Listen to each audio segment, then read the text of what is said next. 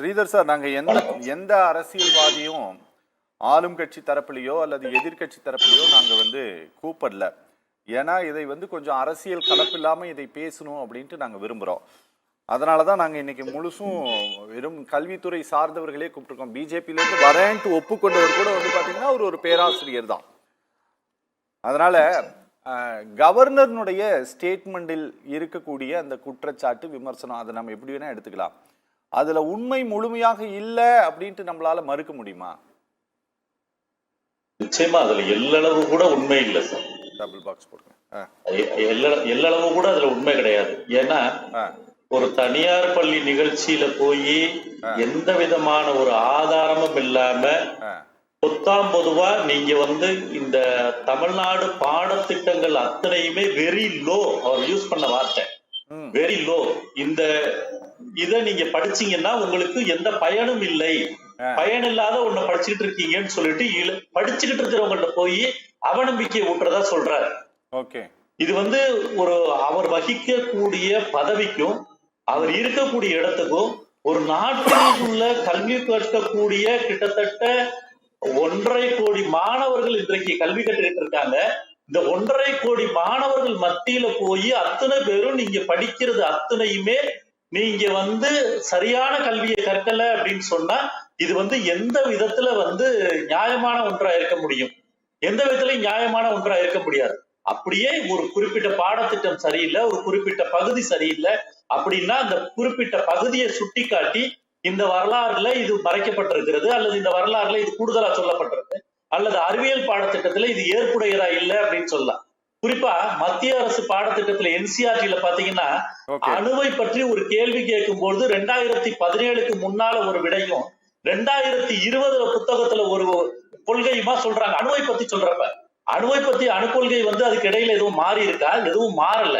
அணுக்கொள்கையில புதுசா எதுவும் கண்டுபிடிச்சிருக்காங்களா 2020? அதுவும் கிடையாது. எந்த விதமான ஒரு திட்டமிடுதலே இல்லாம இருக்கக்கூடிய ஒரு பாடத்திட்டத்தோட போய் 60% கேள்விகள் நீட்ல இந்த பாடத்திட்டத்தில இருந்தா கேட்கப்படுது. அப்படின்னா இந்த பாடத்திட்டம் எவ்வளவு ஸ்ட்ராங்கா இருக்கணும்.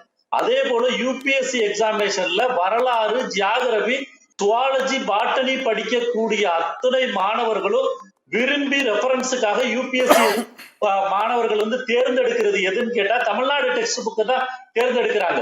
இன்றைக்கு இந்த தமிழ்நாடு டெக்ஸ்ட் புக்குங்கிறது உலகளாவிய சிந்தனைகளை அடிப்படையா கொண்டு எழுதப்பட்டது. எப்படின்னு கேட்டாக்க ஒரு கண்டென்ட் இருந்துச்சுன்னா முன்னாடி ஒரு தியரியை மட்டும் சொல்லிட்டு விட்டுருவாங்க.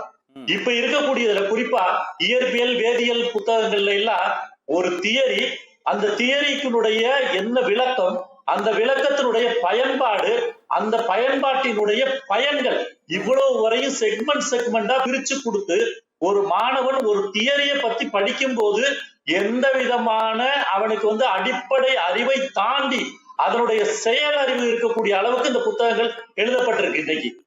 அதாவது இந்த புத்தகங்கள் அத்தனையுமே ஐரோப்பிய நாடுகளுக்கு இணையாக, மேலை நாடுகளுக்கு இணையாக போற்றப்படக்கூடிய புத்தகங்களா தான் இன்னைக்கு இருக்கே தவிர ஏதோ இவர் சொல்றது மாதிரி போற போக்குல நீங்க இதெல்லாம் சரியில்லை, இதெல்லாம் சரியில்லை, ஒரு கடையில போய் இட்லி வாங்கிட்டுங்க, அந்த இட்லி நல்லா இல்லை அப்படின்னு சொல்ற மாதிரி இருக்குது. இது அந்த மாதிரியான ஒரு போக்குல அவர் சொல்லக்கூடாது. நான் போய் ஒரு கடையில டிஃபன் சாப்பிட்டேன், அந்த டிஃபன் நல்லா இல்லப்பா, நீங்க வேற கடைக்கு போங்கப்பா அப்படிங்கிற மாதிரி இருக்கு. பொறுப்பானவர், இந்த மாநிலத்தை நிர்வகிக்கக்கூடியவர், இந்த கல்வி முறையில இருக்கக்கூடிய மாற்றங்களை கொண்டு வர பரிந்துரை செய்யக்கூடியவர், அவர் இந்த மாதிரி பேசக்கூடியது அழகலம். ரெண்டாவது, நீங்க கவர்னரை பாத்தீங்கன்னா அவர் எப்போதுமே ஏதேனும் ஒரு வகையான கான்ட்ரோவர்சியலான சிந்தனைகளை பேசிதான் அவர் நிலைநிறுத்திக்கணும்னு பாக்குறாரே தவிர ஆக்கப்பூர்வமான நடவடிக்கைகளுக்கு அவர் என்னைக்குமே வரமாட்டேங்கிறாரு. ஏன்னே தெரியல. நிறைய விஷயங்கள் இருக்கு.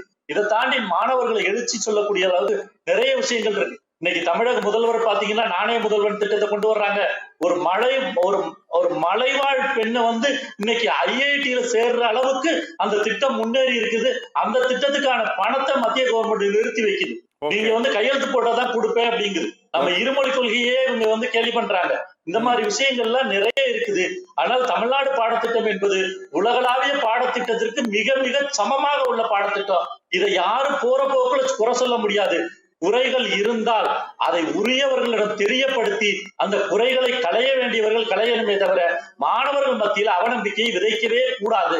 இதுக்கு எதிர்கால சமுதாயத்தை ரொம்ப பாதிக்கும் என்பதுதான் எங்களுடைய கருத்தா இருக்கு. மேலும் சத்தியம் டிவியை பொறுத்தவரையும் எப்பவுமே கல்விக்குன்னு ஒரு முக்கியத்துவம் கொடுத்து கல்வியினுடைய எதிர்கால நலன், மாணவர்களுடைய எதிர்கால நலனை எப்பவுமே கருத்துல வச்சு பேசுறீங்க. நீங்க அதைதான் முதல்ல குறிப்பிட்டீங்க, கல்வியாளர்களா கூப்பிட்டு இருக்கேன் அப்படின்னு சொல்லிட்டு. நிச்சயமா எங்களுடைய வாழ்த்துக்களையும் பாராட்டுகளையும் தெரிவிச்சுக்கிறோம்.